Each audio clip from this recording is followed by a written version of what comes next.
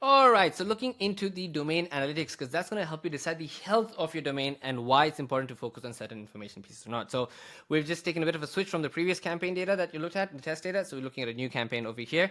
And you can see over here, it says domain block list, and that is one blacklisted. So if we actually click into that and we go into it, we can see that it says openronaldo.com. It's probably a reply tracker that was set up in that person's copy. And if we actually go and review the copy, we'll probably see that. Because here's the really, really cool part about what Smartlead does, is it not only goes out and checks the domain, the sender domain's actual, the reputation of it across, I think, a couple of hundred blacklists right now is what we cover. So you've got thorough control on every single piece over there. But we also check the actual content within your email to see if you put in any links that are most likely going to go ahead and get you into trouble. And over here, we've seen openronaldo.com is there, and that is a tracker that they've set up, and it's listed in SURBL.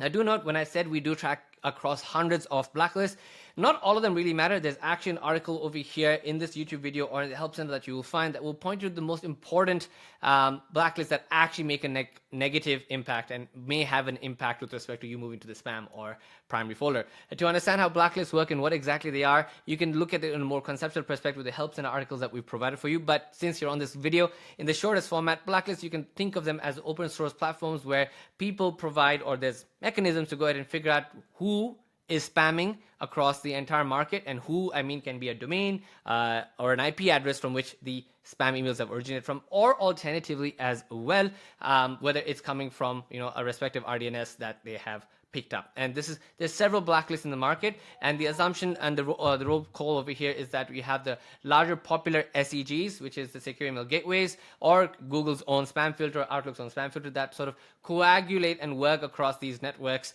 to understand what is being marked as spam and not as spam as well. Now, that is obviously an assumption, because all of this is a big black box, and we do have answers, but again, we don't make claims. But it is important because we do know sometimes blacklists do have a net negative impact on your deliverability and whether your emails are going to land in the primary or secondary folder.